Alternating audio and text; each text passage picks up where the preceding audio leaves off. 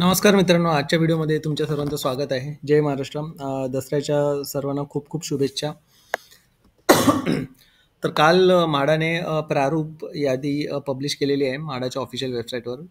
ठीक आहे, आता त्याच जे ड्राफ्ट ॲप्लिकेशन पब्लिश केलेले आहेत ना, त्याचंच मी थोडंसं ॲनालिसिस करून थोडीशी माहिती तुम्हाला देणार आहे. तर थंबनेलमध्ये जे लिहिलेलं आहे ते एकदम बरोबर आहे, की लोधा रुनवालमध्ये ज्यांनी ज्यांनी अप्लाय केलेलं आहे ना, त्यांचे कन्फर्म म्हणजे त्यांना नक्कीच 100% लॉटरी लागणारच आहे.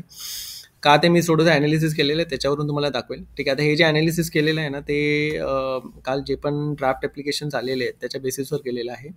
आणि आजच्या व्हिडिओमध्ये आपण फक्त आज 15% सामाजिक गृहनिर्माण योजना आणि 50% सामाजिक गृहनिर्माण योजना हे 2 स्कीम अंतर्गत जितके पण प्रोजेक्ट्स आहेत ना त्याची आपण माहिती घेणार आहोत. ठीक आहे, तर चला मग व्हिडिओला सुरुवात करूया. ठीक आहे, तर 15% सामाजिक गृहनिर्माण योजना याच्या अंतर्गत 3 स्कीम कोड आहेत. 414, 415 आणि 434. ठीक आहे. 414 आणि 415 हे रुनवाल डेव्हलपर, ज्याला आपण हॉरायझन प्रोजेक्टही म्हणतो, आणि 434 हे लोधा डेव्हलपर्सचा हा स्कीम कोड आहे. ठीक आहे, आता 414 आणि 415चं जर बघितलं, ठीक आहे, तर 414मध्ये जवळजवळ 141 फ्लॅट्स आहेत आणि ॲप्लिकेशन्स 1307 आलेले आहेत. त्याच्यानंतर 415 रुनवाल डेव्हलपर्स हॉरायझन प्रोजेक्ट, इथे 432 फ्लॅट आहेत आणि ॲप्लिकेशन्स जवळजवळ 2200 ॲप्लिकेशन आलेले आहेत.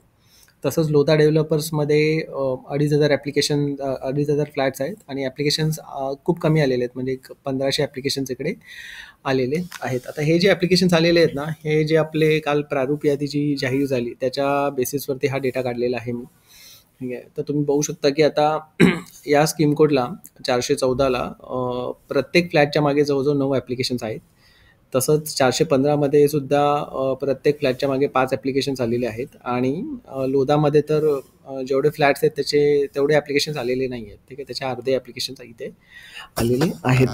ठीक आहे, तर याचा अर्थ असा होतो ना मित्रांनो, की कॉम्पिटिशन तुम्हाला कळते. म्हणजे जसं तुम्ही जर रुनवालसाठी अप्लाय केलं असेल, ठीक आहे, तर जवळजवळ प्रत्येक फ्लॅटच्या मागे 9 ॲप्लिकेशनच आलेले आहेत. म्हणजे तुमचं कॉम्पिटिशन हे फक्त 9 लोकांबरोबर असणार आहे. म्हणजे 9 लोकांमधून तुम्हाला चान्सेस आहेत फ्लॅट लागण्याचे. ठीक आहे, आता हा जो डेटा आहे ना, प्रत्येक फ्लॅटच्या मागे किती ॲप्लिकेशन्स आलेले आहेत, आता हेच जर तुम्ही याच्याशी कम्पेअर केलं, 20% सर्वसमावेशक गृहनिर्माण योजना. ठीक आहे, तर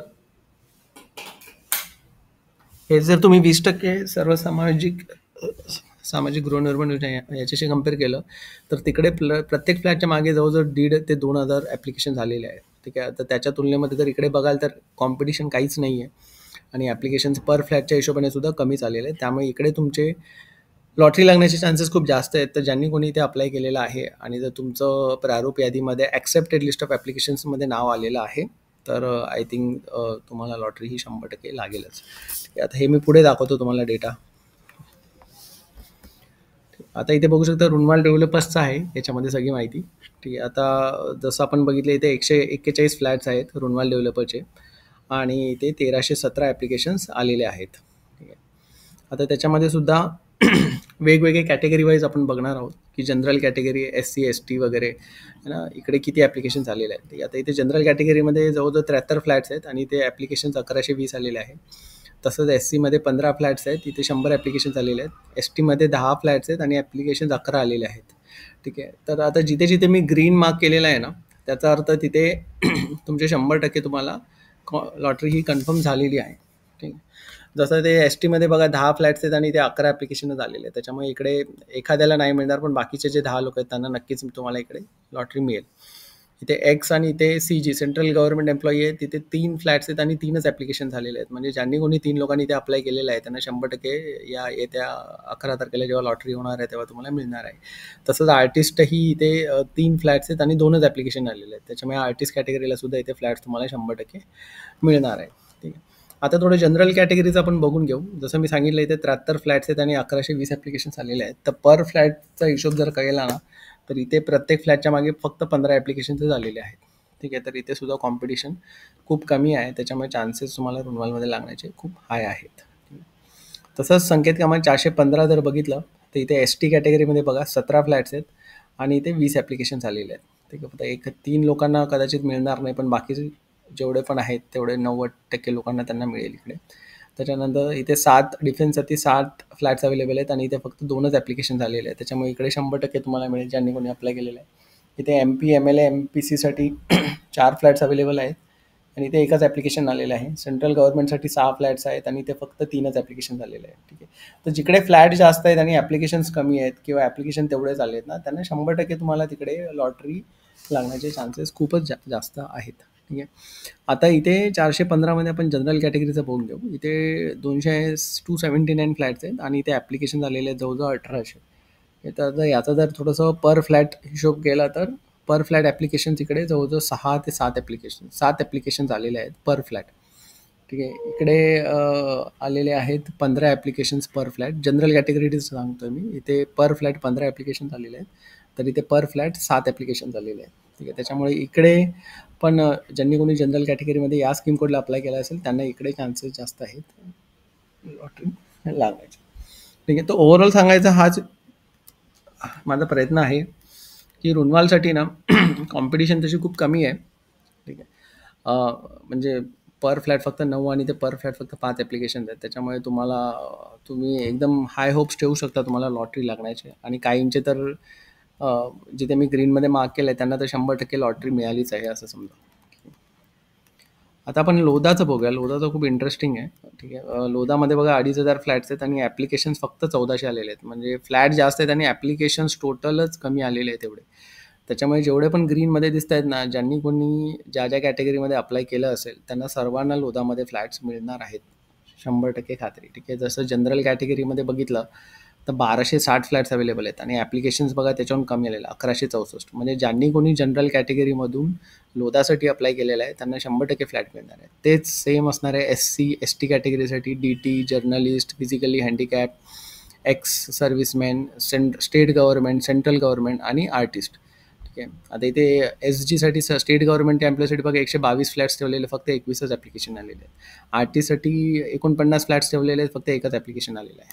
ठीक आहे. तर फ्लॅट जास्त आहेत आणि ॲप्लिकेशन्स कमी आल्यामुळे तुम्हाला 100% इकडे जेवढे पण मी ग्रीनमध्ये मार्क केलेलं ना त्यांना सर्वांना इथे मिळणार आहे. ठीक आहे. आता NT कॅटेगरीसाठी ना 36 इकडे फ्लॅट्स आहेत आणि ॲप्लिकेशन्स 52 आहेत. पण इकडे सुद्धा तुमचे चान्सेस खूप चांगले आहेत लॉटरी लागण्याचे.